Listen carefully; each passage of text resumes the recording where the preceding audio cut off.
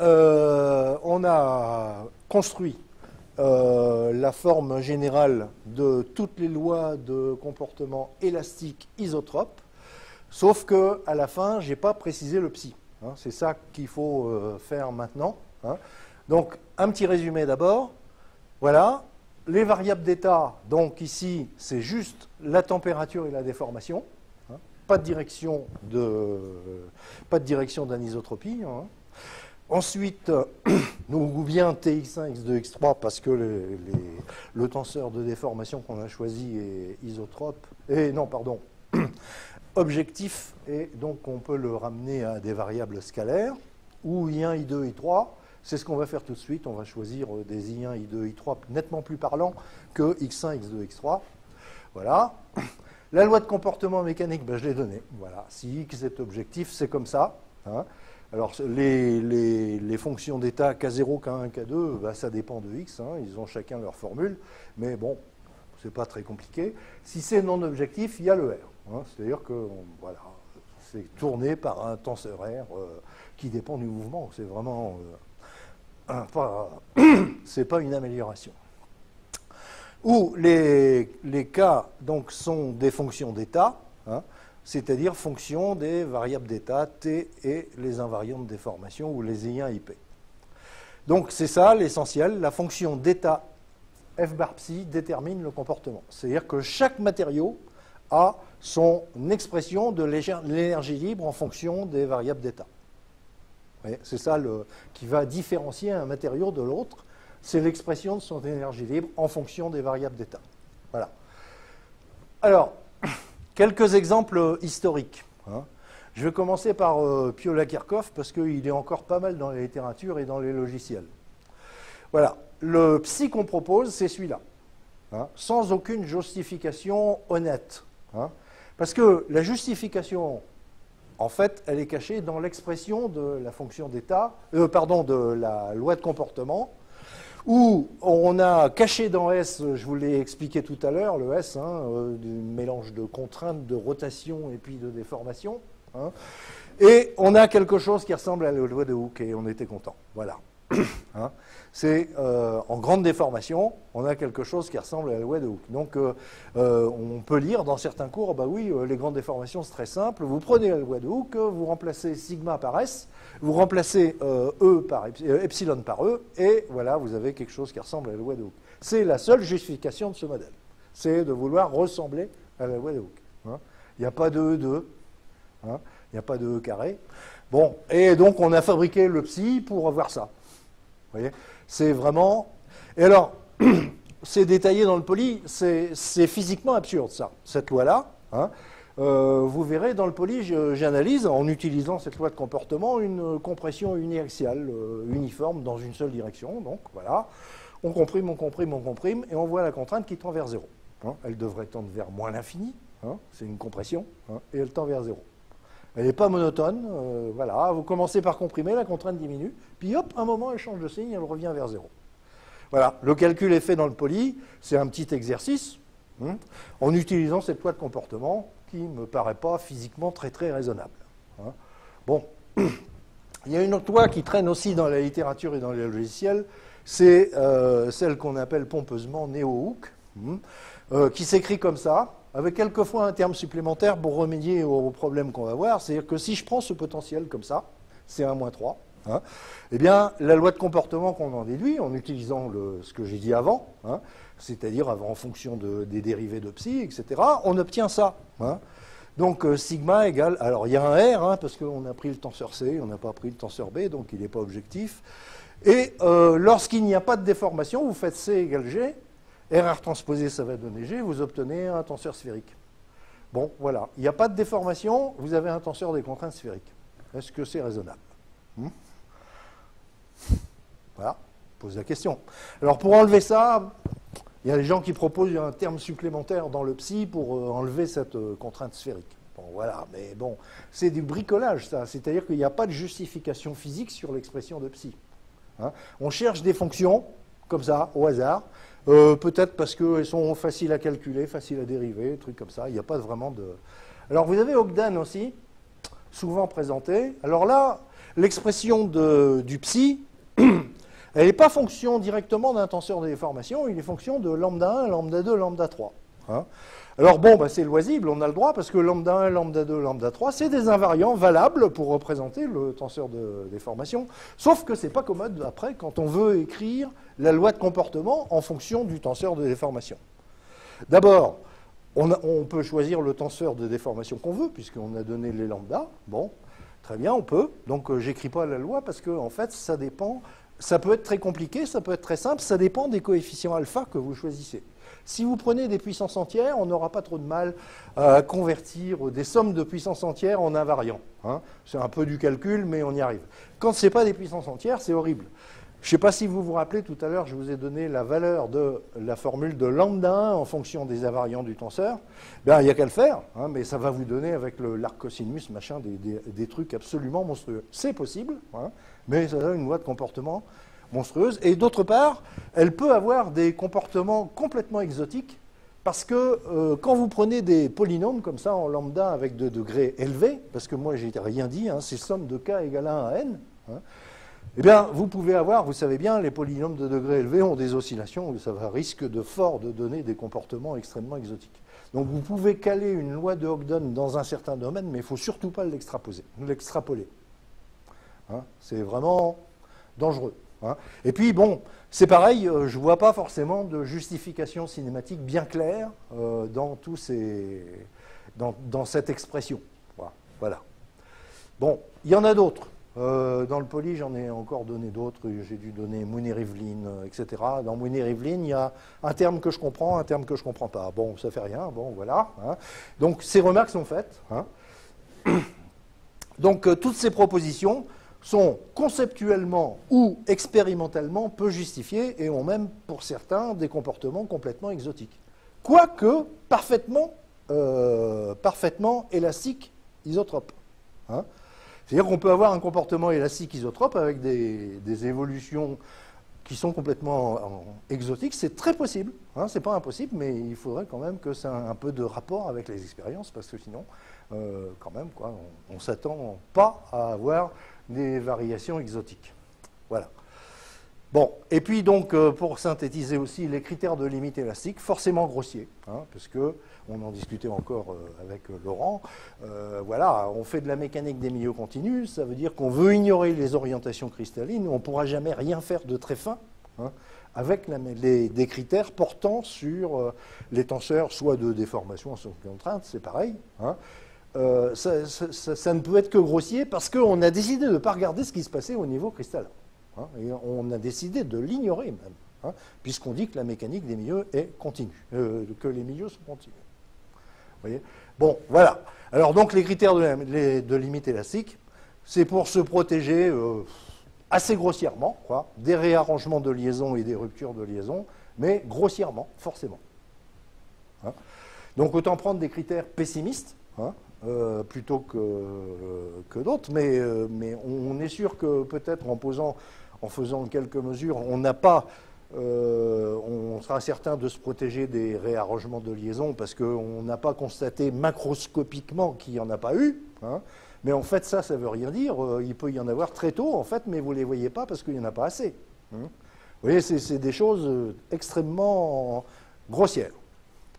Voilà. Alors, bon, on va terminer l'élasticité isotrope en passant un peu de temps pour construire une énergie libre raisonnée.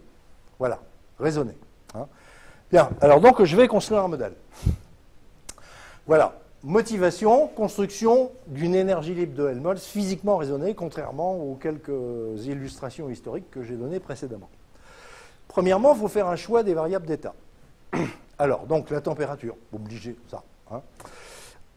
Ensuite, un tenseur de déformation objectif, je choisis grand B. Hein, parce que c'est, comme d'habitude, celui qui me fait faire le moins de calculs. Voilà, c'est tout. Hein. Il n'y a pas d'autre justification, mais ça ne change rien. Hein.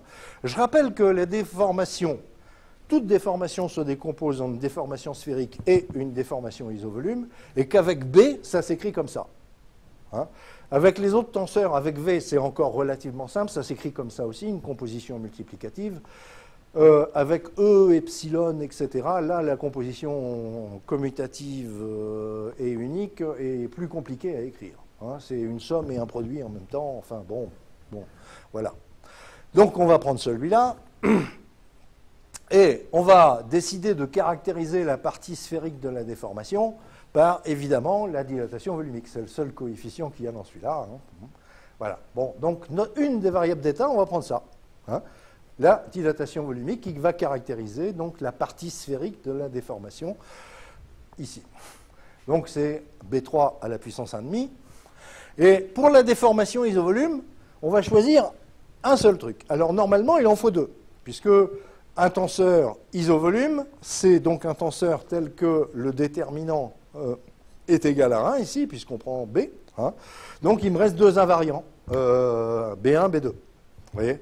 Et donc, B2, on ne sait pas bien ce que ça veut dire, mais en fait, dans la partie isovolume, puisque j'ai défini la distorsion stérique maximale comme étant le ratatinage, hein, eh bien, je vais prendre ça comme variable d'état. Hein. C'est-à-dire, ça m'intéresse de savoir comment se ratatine trois directions initialement orthogonales. Alors donc l'expression avec B, c'est celle-là, hein, c'est celle que j'ai donnée tout à l'heure. Je l'avais donnée avec les lambda, mais en fait, en termes des invariants, c'est comme ça. Hein. Voilà, donc on va dire ça, et seulement ça. C'est-à-dire que je dis, pour avoir un modèle plus simple, parce que je n'ai pas d'autre justification, ou l'autre justification serait qu'il faudrait donner une signification cinématique à l'invariant que j'ai ignoré. Vous voyez que là, j'ai B1, B3, mais pas B2. Hein. Alors j'en ai une, si ça vous intéresse, mais il faudrait développer beaucoup de choses. Je raconte l'histoire seulement. En fait, l'invariant B2, tout brut comme ça, il ne veut rien dire, mais en fait, il signifie la chose suivante. C'est qu'une déformation isovolume peut être vue, mais malheureusement de manière non unique, comme une composition de deux cisaillements plans, qui sont perpendiculaires, dans des plans perpendiculaires. Vous voyez ? Alors c'est possible ça. Donc le B2, c'est le rapport entre ces deux cisaillements. Hein. Alors c'est de la cinématique un peu compliquée ce que je vous raconte. C'est un bon exercice de cinématique en fait. Hein. Mais on pourrait lui donner du sens. Voilà. Quand j'ai pris la distorsion stérique, en fait j'ai voulu mélanger toutes les déformations isovolumes qui ont la même distorsion stérique maximale. Voilà, c'est ça que je fais. Je décide que je vais les confondre. Hein. Voilà. Donc pour raccourcir les écritures, je note ça delta, parce que delta S max, c'est un peu long à écrire. Voilà. Donc le modèle que je vais travailler, dans ma tête, je l'appelle souvent TKV delta. C'est-à-dire T, la température, KV, la dilatation volumique, delta, la distorsion stérique maximale. Voilà. Donc je rappelle que delta, c'est une grandeur qui est toujours supérieure ou égale à 1. Revoyez la cinématique hein, quand je l'ai définie. Donc voilà. Les trois modèles sont TKV delta, c'est le modèle que nous allons construire. Donc il y a une hypothèse ici, hein, c'est qu'au lieu de 4 variables d'état, j'en prends que 3. C'est-à-dire que j'ai décidé de confondre toutes les déformations isovolumes dont la distorsion stérique maximale est la même. D'accord? Voilà l'hypothèse de ce modèle. Vous n'êtes pas obligé de la faire, on peut en faire d'autres. Hein. Voilà. Alors donc l'énergie libre massique de Helmholtz, c'est les fonctions des trois variables. Hein, et dans ce modèle, donc l'influence de B2 est ignorée. C'est-à-dire que le B2, il va servir à rien. Voilà. C'est tous les tenseurs, quel que soit le B2, s'ils ont le même B1 et B3, eh bien, pour moi, ils sont équivalents pour ce modèle. Voilà.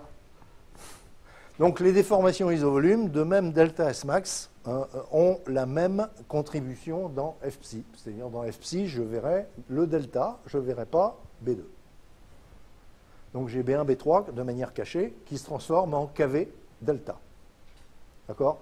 Alors il faut vérifier qu'on peut bien, on a le droit de faire ça, hein, c'est-à-dire qu'on peut exprimer B1 et B3 en fonction de KV et de delta et inversement, hein, pour voir si ça tient debout.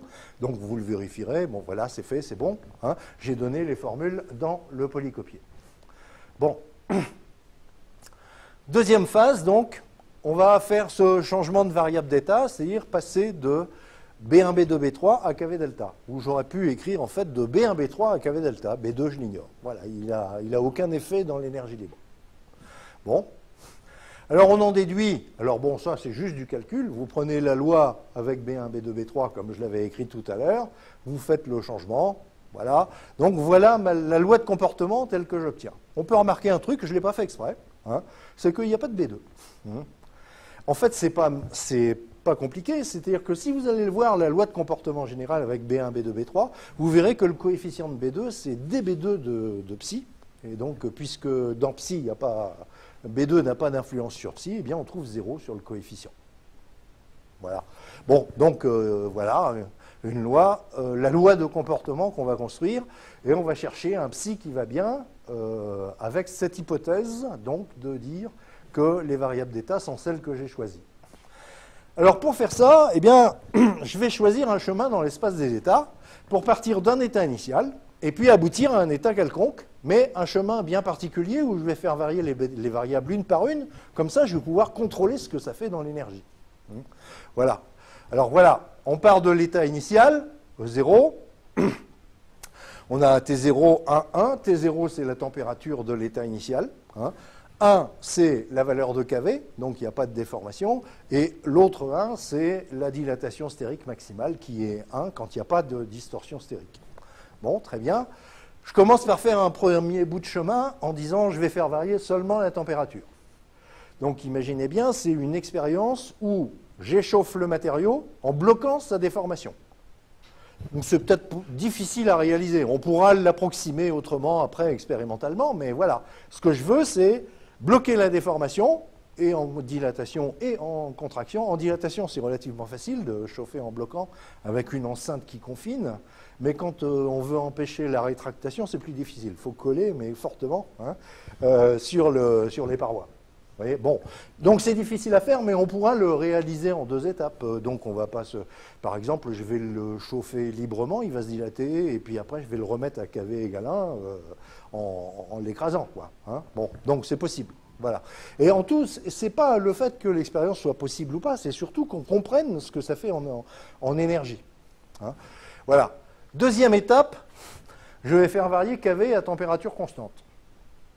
D'accord? Donc T, c'est le même, mais je vais passer d'une dilatation volumique égale à 1 jusqu'à une dilatation volumique plus grande ou plus petite. C'est-à-dire je fais une déformation sphérique. D'accord? Bon.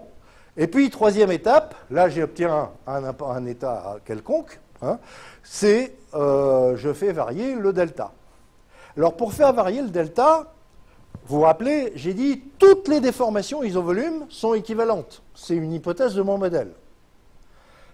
Pourvu qu'elles aient le même delta, la même distorsion stérique maximale.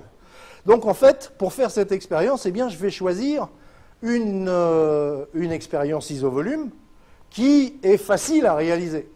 Et vous en connaissez une, c'est l'essai de glissement. Je vais faire peut-être une petite figure pour vous rappeler comment c'est. Tu avais des stylos Ah ouais, ouais. Bon.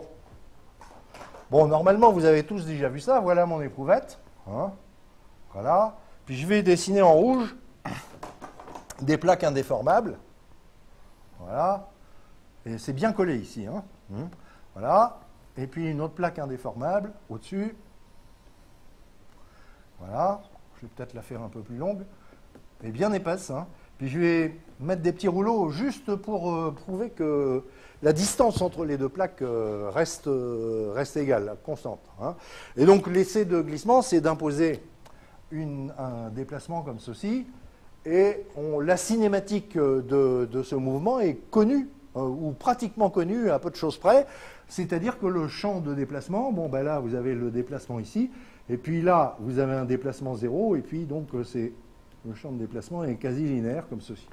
Donc en fait on connaît bien le champ de déplacement, donc on connaît bien le F, on connaît bien le B. En fonction du paramètre de cisaillement, vous vous rappelez c'est gamma, c'est la valeur de ce déplacement-là, D. Là vous avez un H, là voilà, et le gamma c'est D sur H. Vous voyez?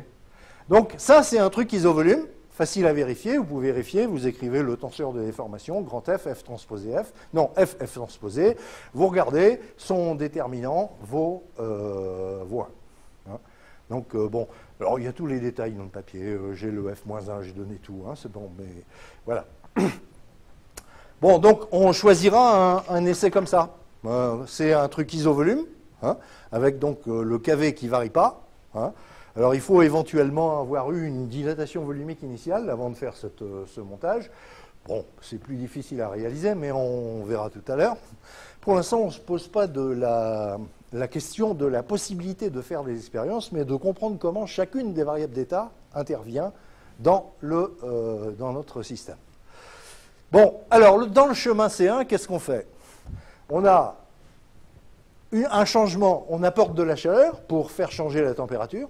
Hein, et donc, la variation de psi, j'ai mis 0 pour le psi initial, bon, on a le droit, hein, on peut mettre n'importe quelle constante, puisqu'il n'y a que les dérivés de psi qui interviennent dans la loi de comportement, donc vous pouvez mettre l'origine des psi comme vous voulez.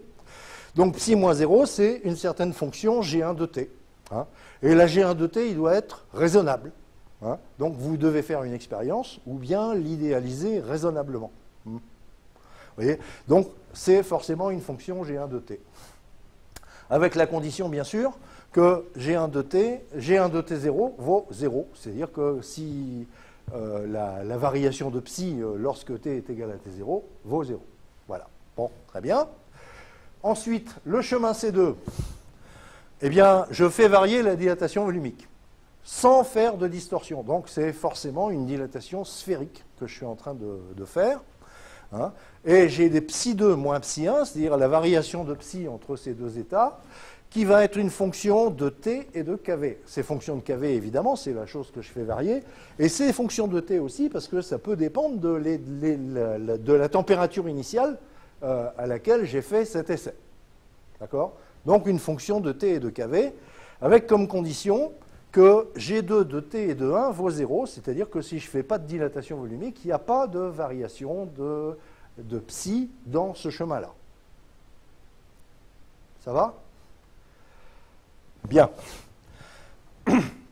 Le chemin C3, même raisonnement, mais cette fois-ci, on va faire varier la distorsion stérique maximale. Donc, voilà, c'est une fonction G3 de t, de kV et de delta. Hein. TKV, les valeurs initiales de cet état, ça peut en dépendre ou pas, peut-être. On pourra peut-être faire des simplifications là-dessus. Hein. Voilà, et donc avec la condition que G3 de t, de kV et de 1 vaut 0, parce que si je n'ai pas fait varier la distorsion stérique, eh bien, je n'ai pas fait de mouvement isovolume. Bon, voilà. Alors, donc, ce que je veux vous montrer, c'est que la fonction psi, donc de l'état final, hein, c'est la somme de ces trois variations élémentaires de psi. Hein. Donc G1 de t, plus G2 de t et de kV, plus G3 de t de kV delta. Et on va voir qu'avec des expériences simples, G1, G2 et G3 peuvent se déterminer en fonction d'expérience. Voilà. Le Fs, bah, c'est la relation de Helmholtz. Hein. Donc si j'ai psi, j'ai Gs. Bon, voilà, c'est moins des psi sur dt. Ensuite, Fe, bah, c'est la définition de l'énergie libre, donc j'aurai l'énergie interne comme ça. Pourquoi j'écris l'énergie interne? C'est parce qu'elle intervient dans l'équation de la chaleur, rappelez-vous. Hein. Voilà, bon. Et le sigma, bon, bah, je ne le recopie pas, et c'est là-haut, hein, voilà, en fonction de G1, G2, G3, c'est ça que je veux vous faire comprendre, hein, c'est que même sigma est une fonction de G1, G2, G3, une fois qu'on les aura trouvés. D'accord? Bon, alors les mesures à effectuer pour la première expérience. La première expérience, changement de température. Donc il faut apporter de la chaleur. On va le faire dans des conditions idéales, c'est-à-dire, je vais dire, je vais écrire le premier principe de la thermodynamique. Hein, l'énergie apportée de l'extérieur, c'est la chaleur. Pas de travail, parce que je bloque les déplacements, donc il n'y a pas de travail. Hein. Et de l'autre côté, pas de variation d'énergie cinétique. Hein, j'ai tout bloqué, je fais ça en statique, donc il n'y a que la variation d'énergie interne. D'accord? Donc qu'est-ce que j'écris? Eh bien, j'écris que la quantité de chaleur que j'ai apportée est égale à la variation d'énergie interne, pas de psi, d'énergie interne. Hein, c'est l'écriture du premier principe de la thermo. D'accord? Donc Fe, c'est celui qui est mis en rouge au-dessus. Hein, Donc, qui est une fonction de G1, G2, G3, une certaine fonction de G1, G2, G3, je ne le développe pas, mais ce n'est pas compliqué, hein. FE de T1 et de 1. Bon, voilà. Donc ça, c'est, je mesure en fait une chaleur massique, c'est-à-dire des joules par kilo, il faut que je pèse mon éprouvette avant, hein, et à des formations bloquées. Donc bloqué, ça c'est important, parce que dans cette transformation, je n'ai pas de travail, pas de variation d'énergie cinétique, donc le théorème de la conservation de l'énergie est simple à écrire. Bon, très bien. Deuxième expérience, dilatation volumique. Ce que je vais mesurer, c'est la contrainte sphérique, c'est-à-dire ce qu'on appelle la contrainte moyenne, pardon. C'est la trace de sigma divisée par 3. Voilà, je choisis de mesurer ça, vous allez voir que ça marche, hein. C'est-à-dire que je suis en train de faire une dilatation volumique. Donc, si la contrainte est positive, c'est une dilatation. Si la contrainte est négative, c'est une compression. Je mesure cette contrainte pour une certaine dilatation volumique donnée, hein. Et voilà, c'est cette équation que j'écris. Je ne l'ai pas développée. N'oubliez pas que trace de sigma, sigma, vous l'avez au-dessus, c'est une fonction de G1, G2, G3. Je prends le tenseur de déformation sphérique, hein, B égale KV, G, KV carré G, et j'écris tout ça. Alors c'est long à écrire, hein. C'est pour ça que tous les calculs, enfin les formules développées, en ayant remplacé tout ça en fonction de G1, G2, G3, je les ai faites dans Mathematica et vous avez tous les calculs et la feuille que vous pouvez vérifier, hein. Voilà. Bon, et puis troisième équation, donc c'est la troisième expérience. Dans l'essai de cisaillement là, que je viens de dessiner là, je vais mesurer la contrainte tangentielle. Vous voyez ? Donc là aussi, c'est facile, c'est le sigma 1, 2, si je dessine les axes E1, E2, E3, E1, E2 surtout, hein. Voilà, je vais mettre un axe E1 comme ceci, et E2 comme ceci, voilà. Eh bien, je mesure le sigma 1, 2. D'accord ? Donc, alors ça, c'est facile à mesurer dans une expérience comme ça. Il faut mesurer la force et diviser par la section de collage, hein. Voilà. Ça sera justifié. En fait, vous verrez que c'est justifié, mais dans l'illustration numérique, vous verrez que le champ cinématique que j'ai dessiné là n'est pas tout à fait celui-là. Il y a des effets de ménisque sur les bords, et on le verra dans la simulation, hein. Mais en fait, on verra aussi dans la simulation que de mesurer le sigma 1,2 dans le centre de l'éprouvette et le F sur S, les deux courbes sont les mêmes, vraiment, quoi. C'est-à-dire que c'est quasiment confondu, hein. Voilà. Bon. Très bien. Donc, on mesure le sigma 1,2 avec ce tenseur de déformation, hein. Alors, le tenseur de déformation, cette fois-ci, il faut calculer le F dans ce champ de déplacement, FF transposé, etc. Vous voyez, ça, et puis donc B, hein. Et on y va, quoi. Voilà. Et donc, finalement, à la longue, à la fin, ça sera fonction du champ de gamma ou de delta, parce que delta et gamma, c'est pareil, il y a les formules qui sont établies. Enfin, c'est pas pareil, il y a l'équivalence entre les deux. Et donc, je fais cette mesure. Donc, en fait, les trois équations différentielles que vous avez là, c'est des équations différentielles parce que c'est fonction de G1, G2, G3, mais avec des dérivés aussi. Hein, puisque vous voyez que, par exemple, dans la définition de Fs, j'ai la dérivée, puis après, dans le E, j'ai les dérivés de Fs. Donc, c'est une équation, un système de trois équations différentielles des trois fonctions G1, G2, G3, hein, qu'il faut résoudre. Voilà. Alors, donc, on fait cette résolution, hein. Alors, donc ça, c'est du calcul. Voilà, vous avez trois équations différentielles. On commence par chercher G1 avec la première, ces fonctions de G2, G3 qui sont déterminées dans les chemins suivants, etc. Bon, voilà, bon, c'est une résolution triangulaire des trois fonctions. C'est pas particulièrement compliqué en termes de concept, hein, mais c'est long à écrire parce que vous voyez bien que vous avez des formules un peu lourdes, et c'est pour ça que j'ai fait ça dans un logiciel de calcul formel. Toutefois, dans le logiciel de calcul formel, je n'ai pas dit « résous-moi ces trois équations », je les ai fait comme on les aurait fait à la main, c'est-à-dire je la prends la première, je la traite, etc. Hein, c'est-à-dire que vous êtes capable de vérifier ou de le refaire dans un autre, pas de manière aveugle, hein, c'est-à-dire que je l'ai traité comme si j'étais à la main. J'ai fait dans un calcul logiciel formel, tout simplement parce que j'ai peur de faire des fautes d'écriture. Voilà. Bien. Donc il n'y a pas de secret. Donc on résout. Et voilà la solution, hein. Voilà la fonction G1. Bon, Et vous voyez qu'elle n'est fonction que de la quantité de chaleur que j'ai mesurée dans le chemin 1, donc la fonction Q1x de t. Ça, c'est un truc qu'il faut faire. Il faut tracer cette courbe. Vous vous débrouillez comme vous voulez pour les faire, hein, mais il faut tracer cette courbe. D'accord? Et à ce moment-là, bon, bah, vous faites cette intégrale et vous avez la fonction G1. D'accord? Là, la fonction G2, donc celle qui est fonction de t et de kV, hein, eh bien, c'est pareil, vous regardez le sigma 2exp, je vous rappelle, c'est la contrainte moyenne dans une déformation sphérique. Hein, et donc, voilà l'expression qu'on trouve, la solution, voilà la fonction G2, et puis voilà la fonction G3 qui, elle, ne dépend que de la contrainte taux, la contrainte tangentielle qu'on a mesurée dans l'effet de cisaillement. Donc, j'ai terminé. Hein, c'est-à-dire que je fais ces trois expériences, je me débrouille pour les faire dans de bonnes conditions, mesurer la quantité de chaleur, Q1exp, hein, mesurer la contrainte moyenne dans une dilatation sphérique, mesurer la contrainte tangentielle dans le cisaillement, et c'est fini, j'ai ma fonction psi, et elle est celle-là forcément physiquement sensée, parce qu'elle est basée sur ces expériences. Vous voyez ? Je suis certain d'avoir quelque chose qui est sensé. Au lieu de poser un psi comme ça, avec des expressions polynomiales plus ou moins arbitraires, faciles à dériver, eh bien non. Voilà, je suis désolé, le psi, il a peut-être une expression bien compliquée, hein, mais là, j'ai terminé le problème. C'est-à-dire que je n'ai qu'à faire ces expériences, ou à les approcher, même si je n'arrive pas bien à les faire, ou à les idéaliser, ce qu'on va faire aussi, c'est-à-dire dire, ah ben non, j'ai pas envie de faire l'expérience sur Q, je vais dire, c'est un coefficient facteur de t moins t0, j'ai le droit. Si c'est raisonnable. Vous voyez ?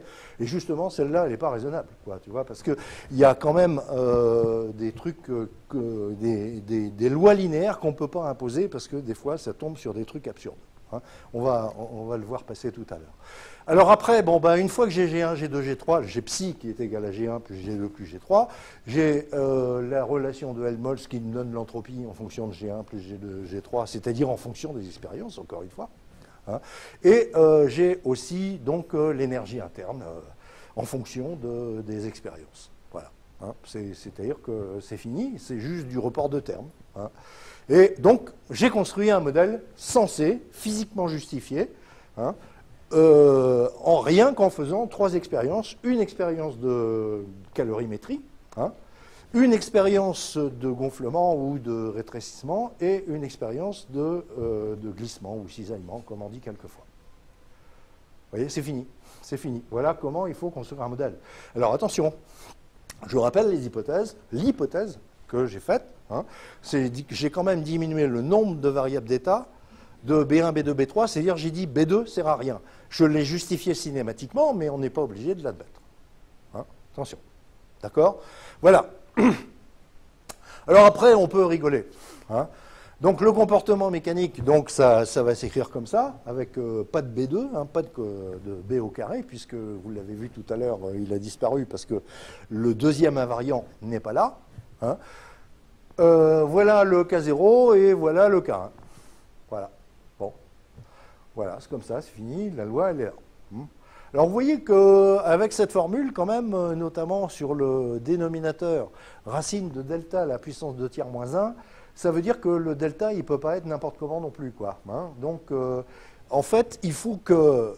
C'est sûr que dans ce qu'il y a au numérateur, c'est-à-dire donc le taux 3exp, hein, eh bien, ça doit être un exposant, une fonction supérieure à racine avec un exposant supérieur à racine de L3 à la puissance 2 tiers moins 1. Sinon, ça n'aurait pas de sens.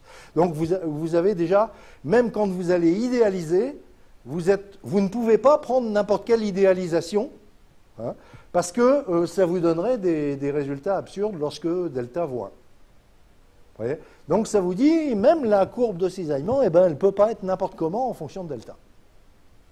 Hein, vous pourriez avoir delta à la puissance 2 tiers moins 1, le tout à la puissance 1,5 ou 2 ou 3, mais pas un demi. Hein, vous voyez ?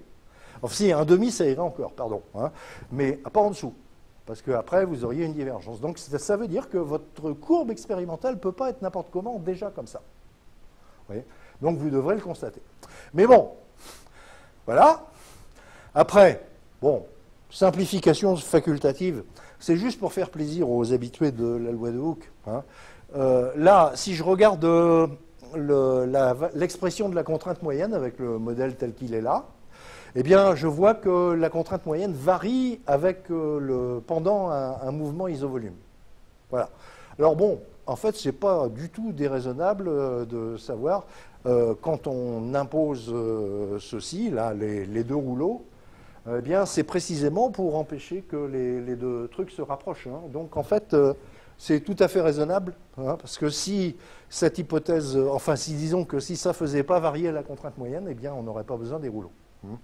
Bon, alors bon, on peut faire cette simplification parce que les habitués à la loi de Hooke ont l'habitude de dire « Ah bah oui, mais si je fais un cisaillement, il est epsilon comme ça, donc si le tenseur des contraintes est seulement déviatorique. » Voilà. Bon, alors on peut faire ça, on va dire que, hypothèse supplémentaire, on va dire, sur ce modèle-là, on veut dire que la dérivée par rapport à delta, donc quand je fais varier le cisaillement, hein, eh bien, de trace de sigma doit être égal à 0. Je ne veux pas que la contrainte moyenne varie. Hein. Alors on y arrive, il y a une solution, il n'y a qu'à prendre un taux 3f, donc la mesure de la contrainte tangentielle, qui est égale à la mesure de la contrainte tangentielle, mais de t et de kv, de t et de delta, pardon, divisé par kv. Voilà, bon. Alors, c'est un modèle, c'est juste pour rassurer ceux qui sont habitués de la loi de Hooke, mais en fait, on n'en a pas besoin, donc je le mets en gris parce que c'est juste dire, bon, bah oui, on peut faire des hypothèses supplémentaires sur ce modèle, mais a priori, moi, je dis, je ne fais pas d'hypothèse, je fais uniquement ces expériences-là, et j'ai l'expression de l'énergie libre, et c'est tout. Voilà. Hein. Bien.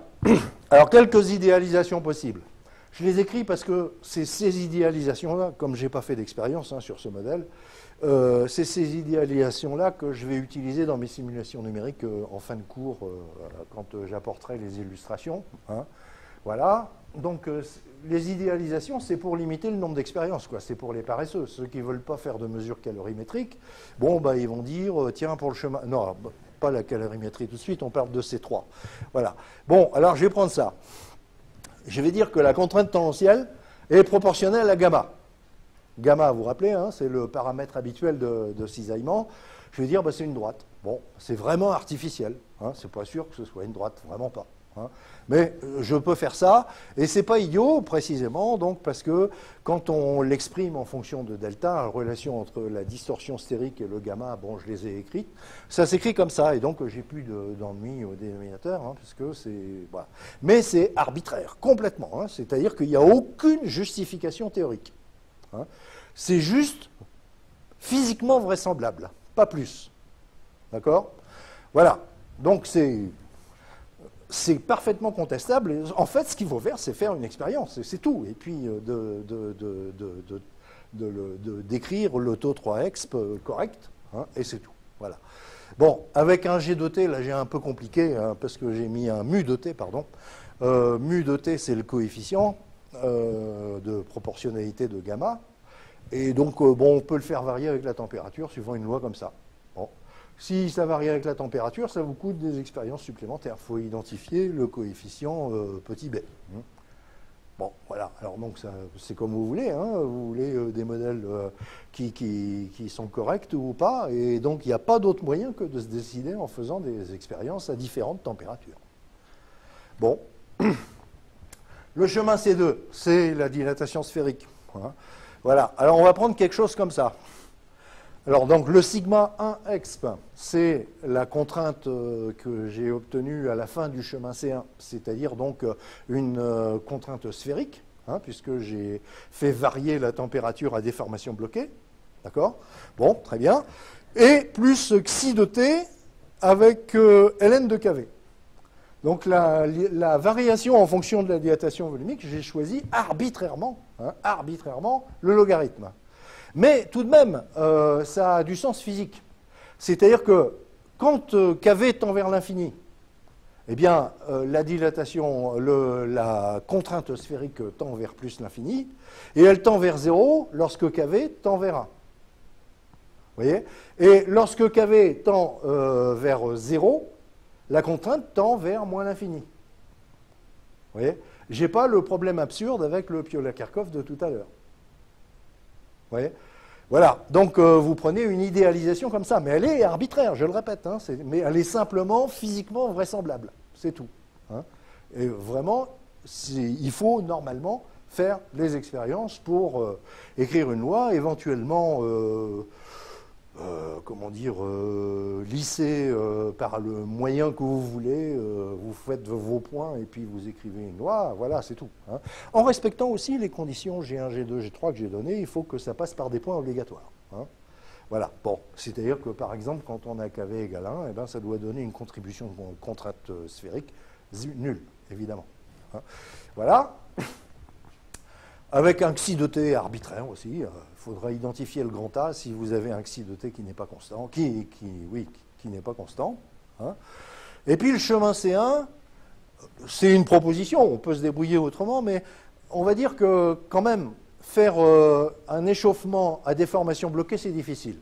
Hein. Alors ce qu'on va faire, en fait, on va faire un échauffement en dilatation libre, on va le laisser se dilater. Hein. D'abord parce que c'est ce genre de données que vous trouvez dans les tables. Hein, c'est-à-dire que quand vous regardez les caractéristiques de matériaux, ce qu'on vous donne comme coefficient de dilatation, c'est en dilatation libre. Hein, c'est la différence entre le CP et le CV, si vous voulez, pour les gaz. Quoi, hein, c'est pas... Bon, donc c'est souvent ce coefficient-là. Donc autant, si on veut idéaliser, se référer à des valeurs de table en dilatation libre. Simplement, il faut mesurer aussi la déformation, le taux de dilatation et la chaleur donc massique en dilatation libre. Et comme vous avez le coefficient de dilatation, vous savez de combien il faut recomprimer après pour obtenir le CV que vous voulez. Quoi. Hein. Bon, alors donc voilà, c'est une proposition. Hein, en disant que le coefficient de dilatation, la loi de dilatation, on peut l'idéaliser comme ça. Bon, celle-là, il faut faire attention parce qu'en fait, on est limite. C'est une linéarisation qui pourrait aller jusqu'à l'absurde, parce qu'en faisant variété comme je veux, eh bien, je peux avoir des KV négatifs, ce qui est absurde. Hein. KV est forcément positif, c'est dVt sur dV0. Hein. Donc, écrire des formules comme ça, c'est dire, attention, il ne faut pas que mes températures fassent n'importe quoi. Hein. Et des fois, donc, on écrit trop vite ces choses-là, et on peut avoir des modèles absurdes en ayant linéarisé absurdement comme ça.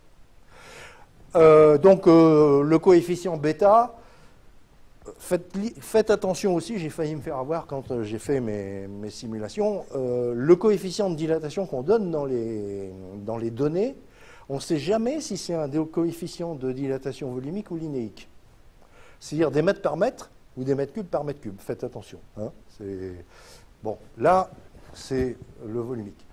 Et puis donc, pour la chaleur, ben voilà, on va dire la chaleur à contrainte nulle, hein, c'est-à-dire donc la chaleur massique à contrainte nulle, on l'écrit comme ça, mais c'est pareil, quoi. Faudrait voir si, quand on a de grandes marges de température, c'est pas un peu absurde. Hein. Donc, il y a au moins dans le modèle que j'ai idéalisé, pas dans celui du dessus, celui du dessus il est valable si vous faites des vraies expériences, il n'y a aucun souci. Hein. Mais dans celui que j'ai idéalisé là, pour les températures, il ne va pas falloir aller trop loin. Ça tombe bien, dans les simulations numériques que j'ai faites, les températures ne varient pas beaucoup, hein, mais on dirait très vite des bêtises en idéalisant comme ça de manière très rapide. Or, dans les cours de physique, vous voyez ces formules. C'est pas, hein. Voilà. Bon, voilà. Donc je répète, les exemples d'idéalisation de courbes expérimentales proposées ici, elles sont arbitraires, mais c'est tout. Elles sont arbitraires et éventuellement vraisemblables dans certaines limites, notamment pour les températures. Hein. Vous voyez, c'est des idéalisations. Je ne les propose pas comme modèle. Je dis, voilà comment on peut économiser des expériences si vous êtes paresseux. Voilà. Bien. À vrai dire, toute idéalisation d'expérience, même fantaisiste, hein, vous garantit l'élasticité correcte. Hein. Simplement, vous aurez un psy qui va vous donner des comportements bizarres, hein, puisque vous avez pris des idéalisations bizarres, mais ça sera toujours élastique. C'est-à-dire que vous aurez un psy, dissipation nulle, etc., il n'y a aucun problème. Hein. Et donc, les lois que j'avais proposées dans le transparent précédent, Piola-Kirchhoff, Néo-Hooke, etc., étaient des lois élastiques sans aucun problème, hein, mais leur comportement est exotique, c'est-à-dire qu'ils ne correspondent pas à des expériences. Donc, voyant ça, qu'est-ce qu'il faut dire? Pour écrire un psy, eh bien, il faut faire des expériences qui déterminent le psy, c'est la démarche que j'ai présentée là. Vous voyez? Pas prendre des psys arbitraires. Voilà. Bon. Donc, un petit résumé. Choix des variables d'état. Donc, je souligne l'hypothèse qui est faite dans ce modèle. Vous n'êtes pas obligé de la faire. Vous pouvez en faire d'autres. Hein. Je n'ai pas dit que c'était increvable. Hein. Donc, plasticité, élasticité isotrope, pardon, la température, la déformation B, avec 2 invariants seulement, pas 3. Hein. Voilà.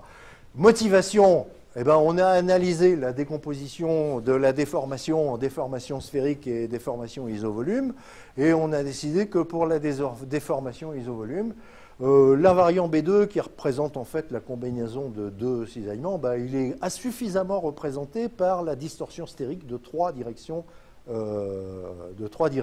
initialement orthogonales. Voilà, c'est long à dire. Hein. Donc, c'est un choix, ça. Ça, c'est une vraie hypothèse. Choix, hein, la distorsion stérique maximale seulement. Voilà. Après, donc, pour Béizov, on ne retient qu'un seul invariant, la distorsion stérique maximale que j'ai donnée là. Hein. Ça, c'est un choix. C'est l'hypothèse du modèle. Voilà.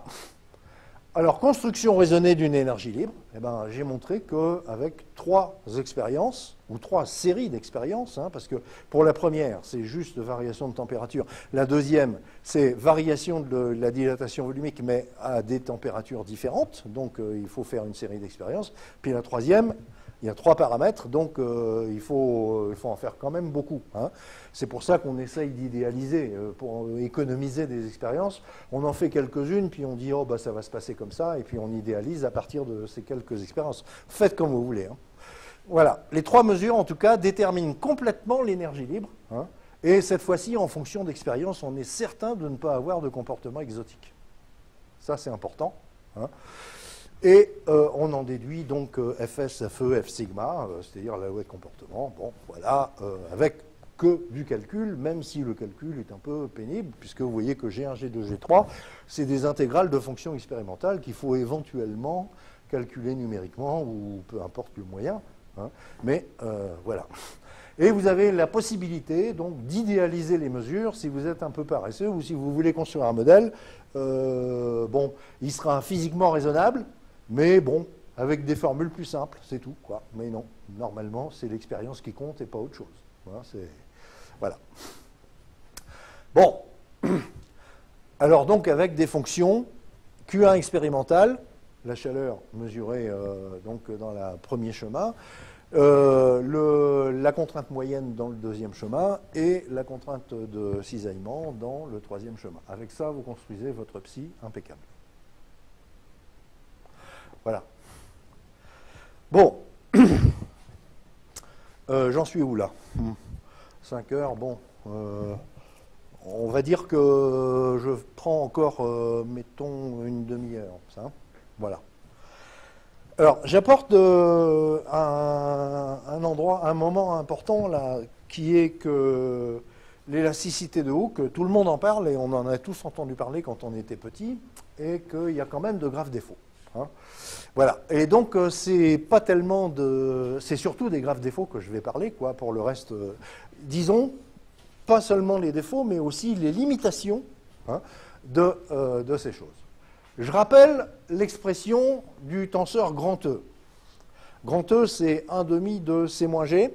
Hein, et il n'est pas objectif, d'abord. Bon, ça, c'est pas dramatique encore. On s'est passé à l'autre avec une rotation. Hein, et en fonction du champ de déplacement. Hein. Alors, tout à l'heure, c'est 1/2 de C-G. Il faut d'abord écrire en fonction du champ de déplacement petit u pour écrire ça. Hein. Et donc, c'est le tenseur qui a été appelé Green-Lagrange droit non objectif. C'est celui que j'ai défini. Enfin, c'est un des tenseurs que j'ai défini en cinématique. Simplement, bon, il faut faire le petit calcul pour voir que quand on écrit en fonction du déplacement, ça s'écrit comme ça. L'hypothèse simplificatrice pour introduire le tenseur des petites déformations epsilon que vous connaissez tous, que j'appelle petite perturbation, parce que je vous ai montré en cinématique que ça n'est pas une bonne mesure des petites déformations, puisqu'il y a des mouvements non déformants qui donnent un epsilon non nul. Rappelez-vous, j'ai fait ça la dernière fois. Hein.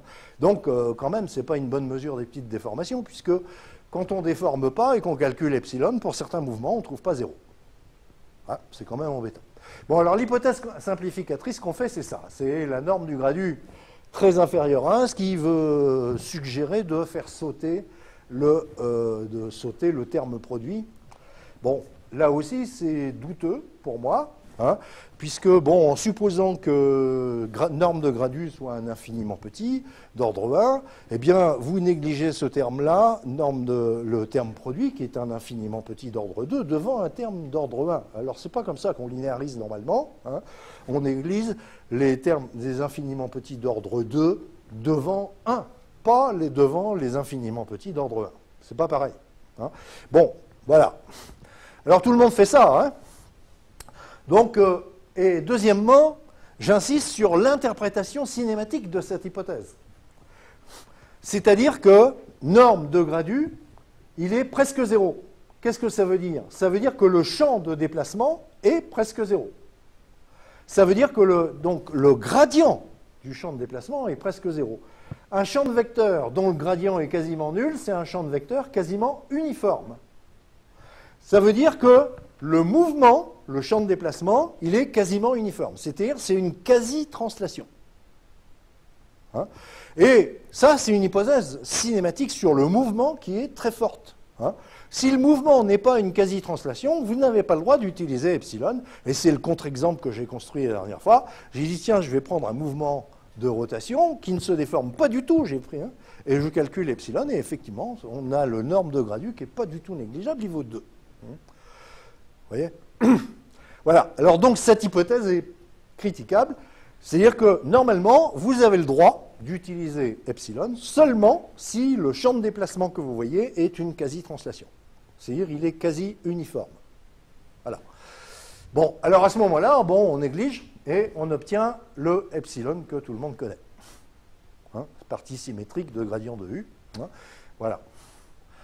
Donc, tenseur, je l'appelle des petites perturbations et pas des petites déformations, puisque je répète qu'il y a des petites déformations où ce tenseur n'est pas nul. Hein, voilà.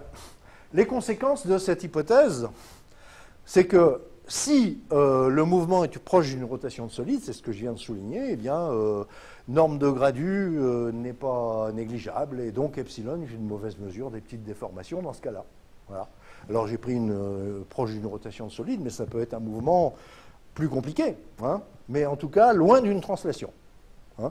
Translation de solide, c'est comme ça, c'est tout. Hein, voilà.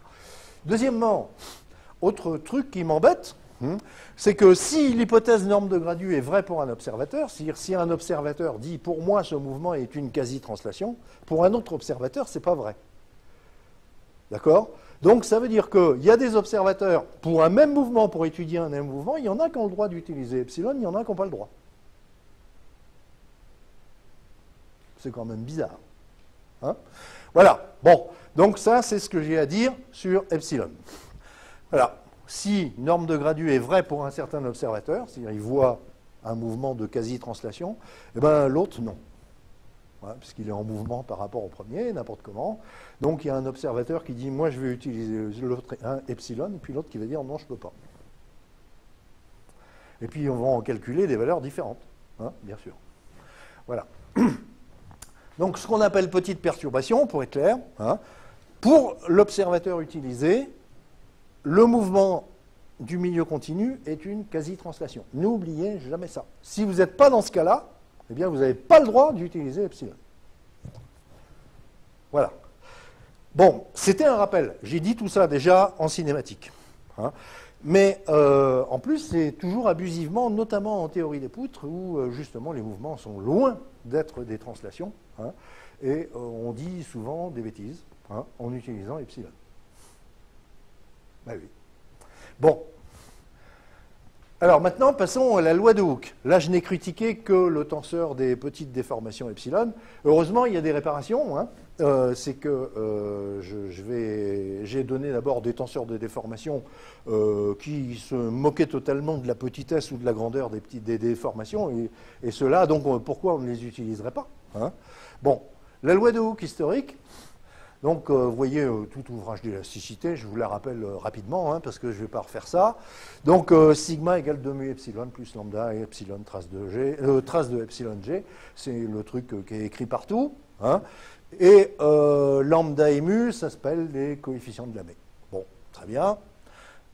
Cette loi est parachutée, hein, on dit, voilà, quoi, on vous la donne, c'est comme ça. Bon. Alors, on peut l'écrire aussi avec d'autres coefficients. C'est-à-dire, on fait le changement de coefficient entre lambda mu et puis E nu. E, module Young, nu, coefficient de Poisson, c'est des trucs qui doivent vous revenir. Hein.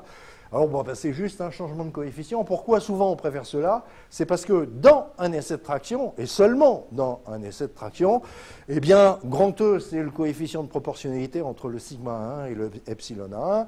Et puis nu, c'est le coefficient de proportionnalité entre la contraction transversale et l'allongement longitudinal. Bon, voilà, quoi. Mais donc, on aime bien ces coefficients parce qu'on pense toujours essai de traction. Mais c'est seulement dans l'essai de traction que ces trucs-là ont une interprétation. Hein. Bon, voilà. Donc, E, module Young, coefficient de Poisson. Quand on veut prendre en compte la température, on rajoute les deux termes. Bon, là, je vais un peu vite, vous les trouverez dans tous les bouquins, voire, oui, dans n'importe quel bouquin d'élasticité, vous trouverez ça. Hein. En fait, l'idée, c'est de dire, on va tenir compte des températures en rajoutant une dilatation sphérique à la déformation. C'est comme ça qu'on raisonne. Hein. Et donc, on peut le faire, sauf que, bon, on décide que E et nu, ou bien lambda et mu, sont indépendants de la température. C'est-à-dire que l'effet thermique que l'on considère, c'est seulement le fait qu'il y a une dilatation sphérique lorsqu'on change la température. Voilà. C'est ça le principe pour écrire ces formules. Bon, alors bon, là-dessus je ne développe pas, vous trouverez ça dans n'importe quel bouquin. Hein. Voilà. Alors, quelque chose d'important à souligner par rapport aux tenseurs, aux lois de comportement élastiques isotropes que j'ai données, c'est que dans les lois de comportement élastique isotrope générales que j'ai données, il n'y a pas cette bijection sigma-epsilon. C'est-à-dire que dans la loi de Hooke, on sait exprimer sigma en fonction de epsilon ou epsilon en fonction de sigma, on sait faire, hein, mais en général, non. Ça veut dire qu'en fait, ce qui est déterminant, c'est epsilon, et sigma, eh bien, il peut y avoir, il n'y a pas de bijection entre les deux. Hein, donc, voilà. Bien. Donc, alors, les critiques de cette loi, mais ce qu'il y en a aussi, hein, je suis désolé. D'abord, il y a le fait que ça utilise epsilon, c'est déjà une chose importante. Hein. Donc, ça n'est utilisable que sous les hypothèses d'utilisation de epsilon, et vous avez vu qu'elles sont très restrictives. Il faut que les déformations soient petites et que le mouvement soit une quasi-translation. C'est-à-dire une restriction sur les déformations, une restriction sur le mouvement. Les deux à la fois. Hein, c'est pas pareil. Bon. Donc, mouvement de quasi-translation pour l'observateur utilisé. La loi est une relation entre sigma, qui, on le sait, est objectif, et epsilon qui ne l'est pas. Ça aussi, c'est douteux. Hein, c'est-à-dire qu'on ne voit pas comment ça pourrait exister. Voilà. Le changement d'observateur de sigma, on le connaît, c'est une loi, un tenseur objectif, c'est qt.sigma.qt transposé. Et puis pour epsilon, ben, je l'ai écrit dans le POPI, mais c'est un truc horrible parce qu'il n'est pas objectif et c'est une formule de changement d'observateur de epsilon qui est... Donc écrire une relation comme ça, entre une quantité objective et une quantité qui ne l'est pas, paraît a priori absurde. Bon. Deuxièmement, quand on le cherche, à construire une énergie libre de Helmholtz qui conduise à cette loi epsilon. Alors j'ai fait le détail du calcul dans le poly, donc vous irez y voir. Hein. Mais ce que j'ai dit, eh ben, bon, tout le monde dit, tiens, pour utiliser epsilon, il faut que norme de gradu soit très inférieure à 1. Donc j'ai pris grand E, j'ai fait norme de gradu très inférieure à 1, etc. Les calculs. Et puis on cherche le psi qui va bien pour obtenir epsilon. Bon, eh bien, il n'y en a pas. Donc la démonstration, le détail du calcul dans le PDF, hein, la réponse est non, il n'y en a pas, sauf si on fait l'hypothèse qu'on peut confondre le sigma bar que vous avez là, c'est-à-dire avec R, Vous voyez, donc on retrouve encore le fait que, pardon, le fait que le R doit être d'une très petite rotation, hein, très petite. Alors, donc voilà, j'ai écrit très petite, il faut aller voir le calcul. Normalement, une petite rotation, ça s'écrit G plus un tenseur antisymétrique de petite norme. Et bien, cette norme, elle doit être non seulement petite, mais très petite, c'est-à-dire à l'ordre 2, pour qu'on puisse confondre sigma et sigma bar. Voilà.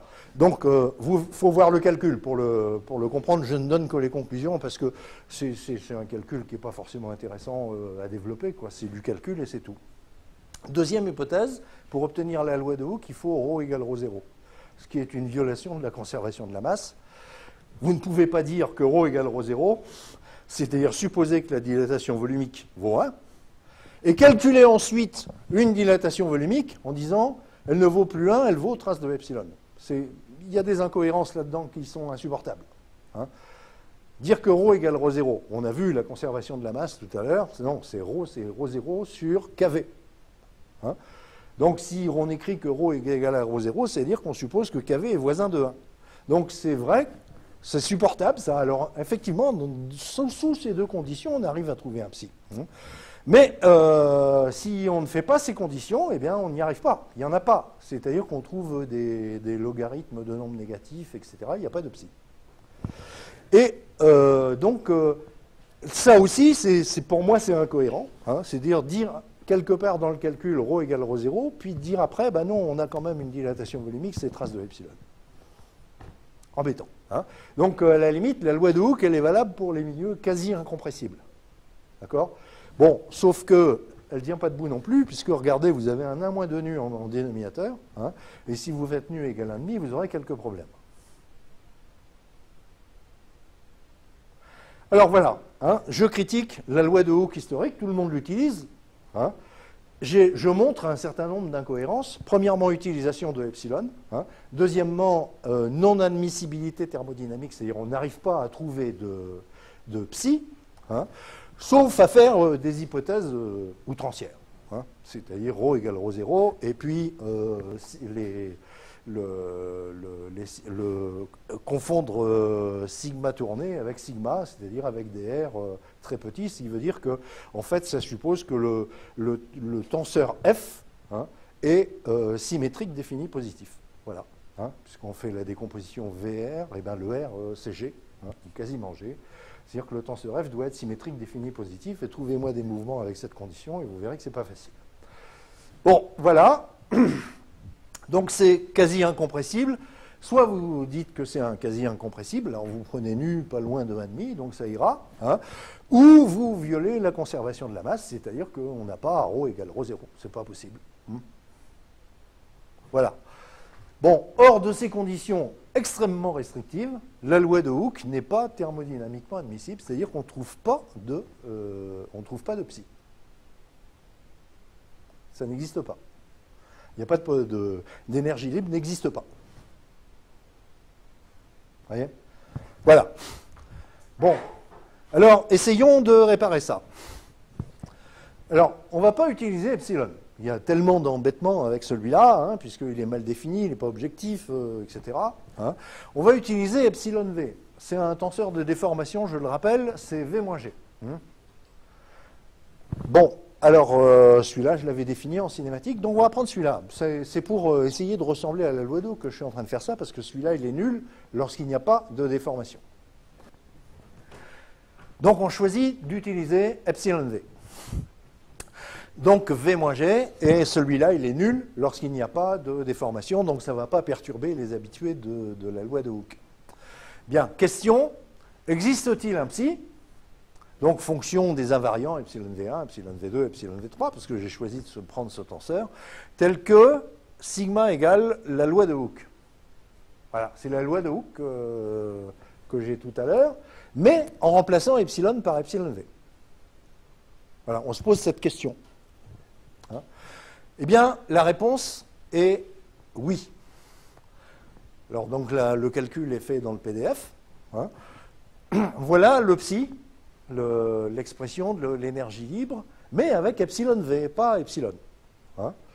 Et donc la loi de comportement, eh bien, c'est les mêmes formules que la loi de Hooke, mais vous remplacez epsilon par epsilon v. D'accord?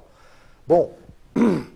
Donc cette loi de comportement est affine en epsilon v et sans restriction sur les déformations. C'est-à-dire que c'est une grande amélioration par rapport à epsilon quand même. Hein.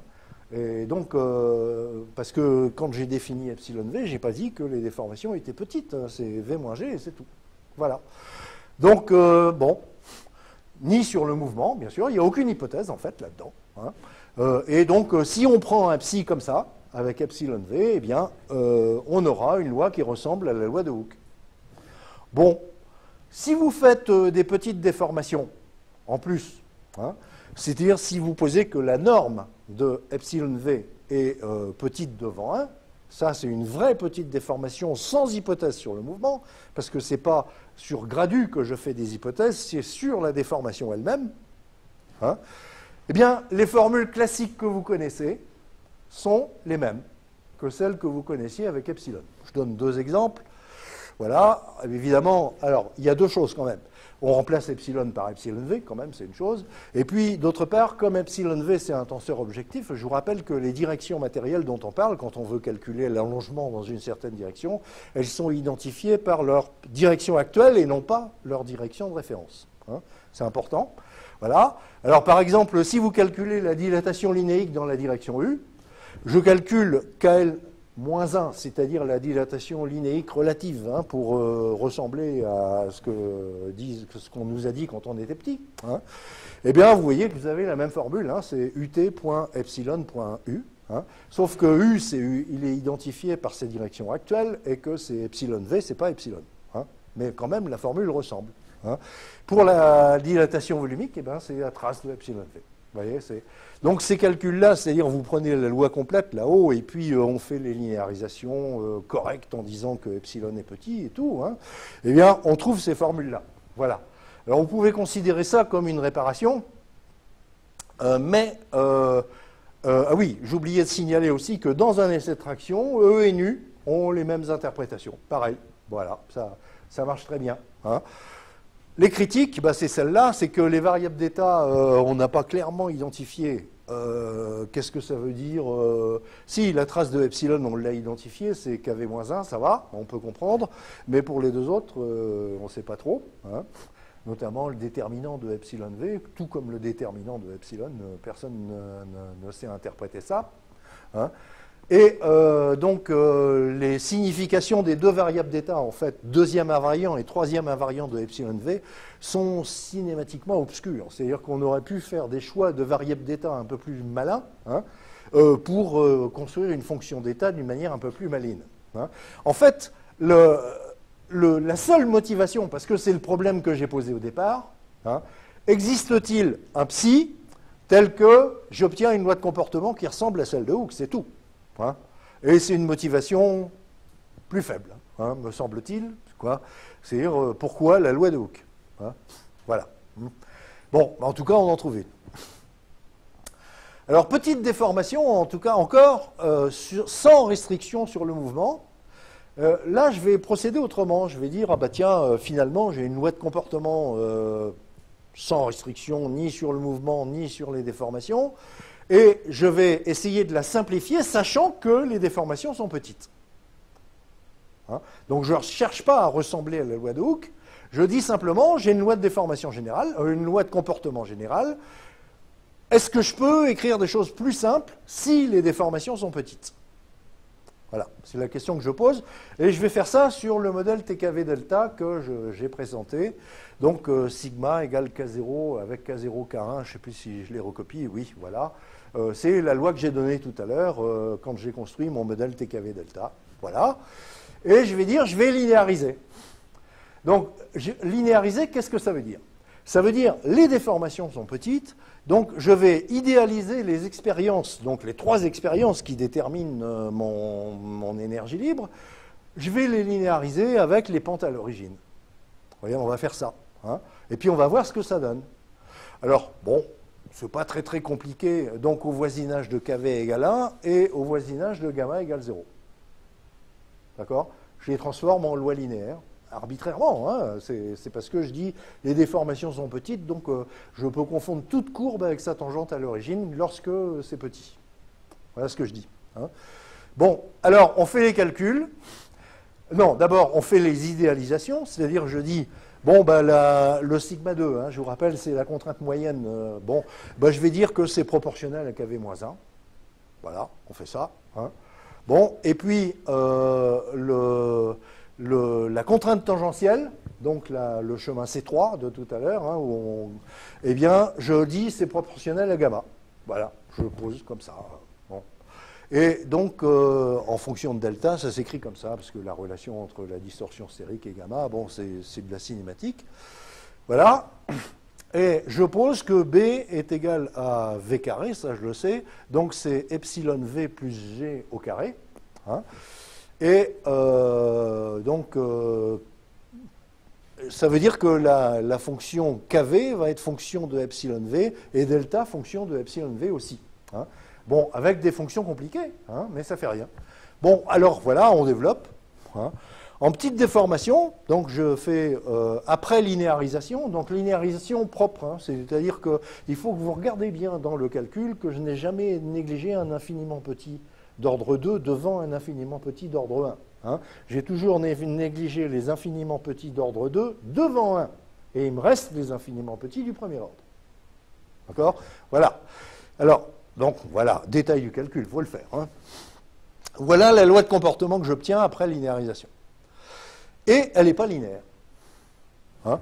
Voilà, c'est-à-dire que la linéarisation des expériences en remplaçant les droites expérimentales par leur tangente à l'origine, ne conduit pas à une loi linéaire.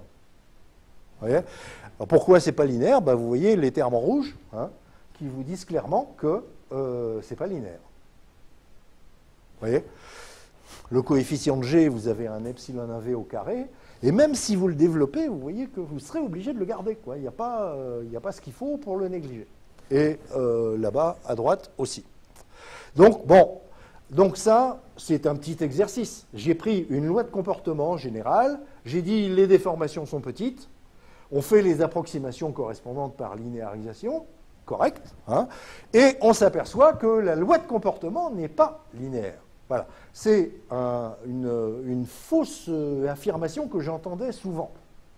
Hein, que de croire que quand on linéarise les expériences au voisinage de l'origine, on va forcément obtenir une loi de comportement linéaire. Voilà. Le contre-exemple, il est là. Hein, et donc, bon, voilà, c'est tout. Hein. Donc maintenant, si vous voulez négliger 5 tiers de epsilon V devant 1, vous avez le droit, mais moi je dis que c'est une linéarisation inadmissible. Hein, pour ne plus avoir le epsilon au carré, mais je suis désolé, on ne peut pas. Hein. Voilà. Bon, alors, conclusion. Parce que, bon, qu'est-ce que j'ai dit? J'ai critiqué epsilon. Condition extrêmement restrictive pour avoir le droit de l'utiliser. Hein.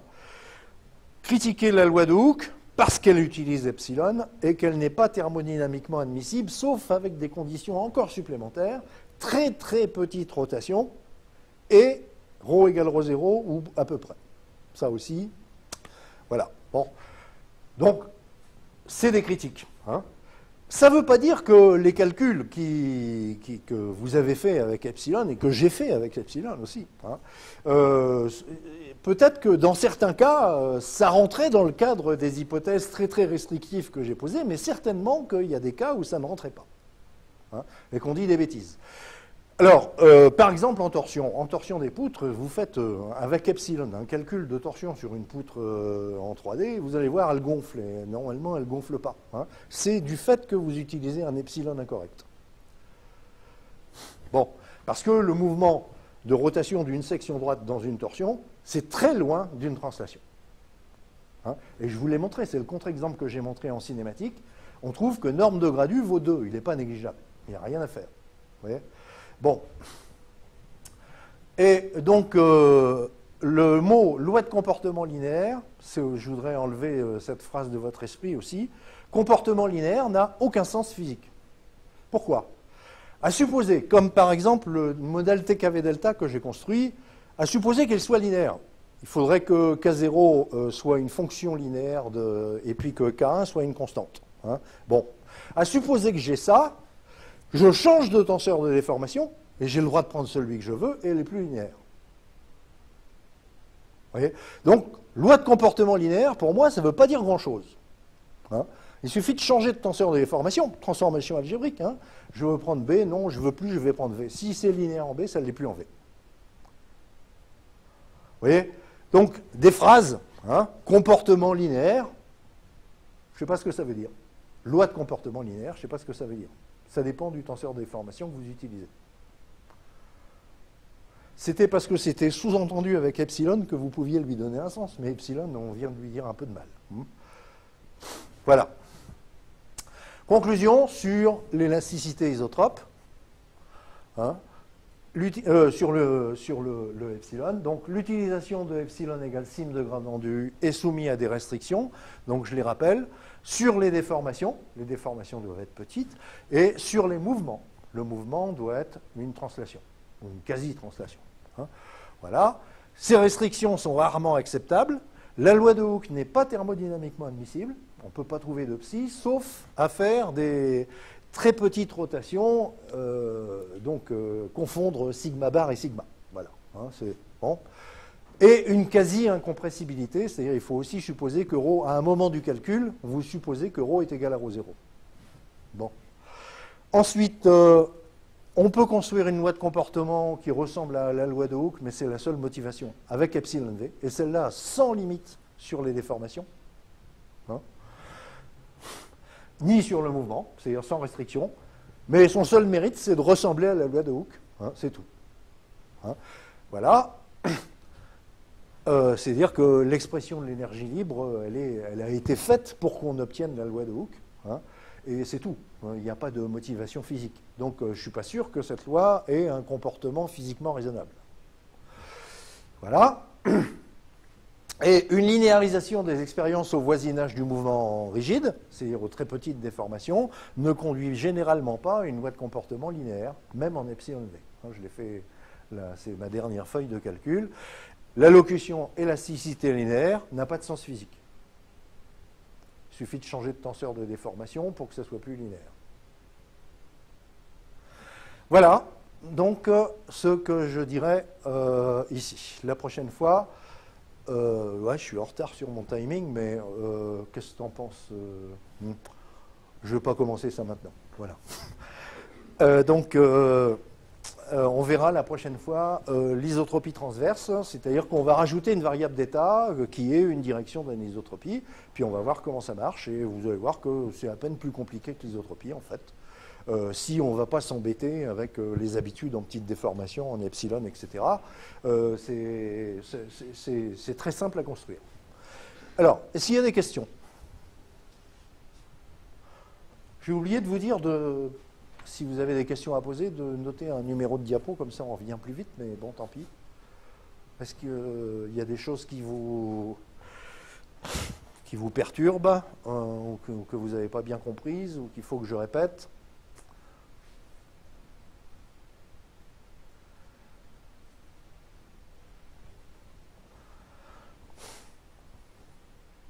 Bien, bon. Oui? J'en ai une question. Ah.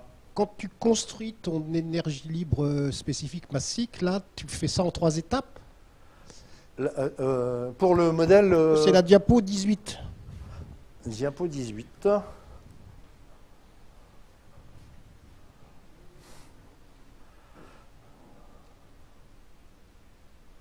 Oui. Voilà, d'abord tu vas faire varier la température, puis ensuite tu fais varier, je ne sais plus dans quel ordre. Mais il y a la température, la dilatation volumique, puis ensuite le delta, la distorsion. Mais je pourrais bien faire les étapes dans un autre ordre. Complètement, oui. Et je trouverai un autre modèle. Tu trouveras le même modèle si tu prends les mêmes expériences. Simplement, oui, il faut faire un choix, quoi. C'est-à-dire, il y a à ce moment-là, tu auras G1, G2, G3 là, qui vont être avec des définitions différentes, hein, puisque supposons par exemple que tu fasses d'abord la dilatation, non, la distorsion stérique. Voilà, on commence par cisailler, on a le droit. Et donc, à ce moment-là, bah, ça sera une fonction G1 qui sera seulement fonction de delta. Puis ensuite, après, la fonction G2, où on ferait la dilatation volumique, mais j'ai dit ça parce que je l'ai mis dans cet ordre parce que expérimentalement, ça me paraît plus facile. Hein. Et puis après, donc, on ferait les variations de température, mais oui, on obtiendrait G1, G2, G3 qui auraient des définitions et qui seraient, quand on écrirait les expériences, les trois équations différentielles, peu importe l'ordre dans lequel on s'y prend, on fera des calculs avec des fonctions G1, G2, G3 différentes, fonctions de variables différentes, mais à la fin, on obtiendra le même modèle, forcément. Justement, j'ai l'impression que non. Pourquoi? Parce que, par exemple, c'est la première expérience qu'on fait varier KV, G1 ne dépend que de KV. C'est cela, oui. Mais là, ton G1, il ne dépend que de T. Ah oui, ben c'est pas les mêmes, c'est pas les mêmes. D'accord, donc Oui. il n'y a pas le même modèle. En fait, si. Il va être la fonction psi, là, voilà, celle d'après. Alors, elle ne va pas s'écrire comme ça, parce que G1, G2, G3 n'ont pas les mêmes significations. Donc, ils vont être... Oui, bien sûr, mais en fait, ça donnera la même chose. C'est-à-dire qu'il faut toujours dire la contribution de l'énergie libre pour telle expérience, c'est ça, la contribution de l'énergie libre pour telle expérience, c'est ça, etc. Alors, évidemment, les fonctions G1, G2, G3, ça ne sera pas celle-là. Clairement. Oui, d'accord. C'est-à-dire que, en fait, tu auras la même énergie libre, mais écrite autrement.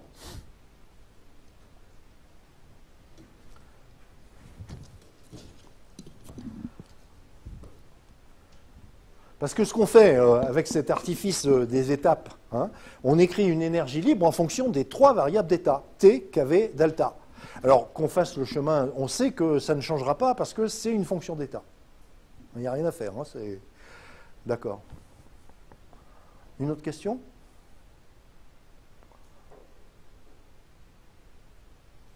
Mais les calculs que tu feras seront différents, c'est clair. Hein, oui. Mais l'énergie libre, elle ne change pas. C'est une fonction d'état, c'est une fonction d'état, il n'y a rien à faire.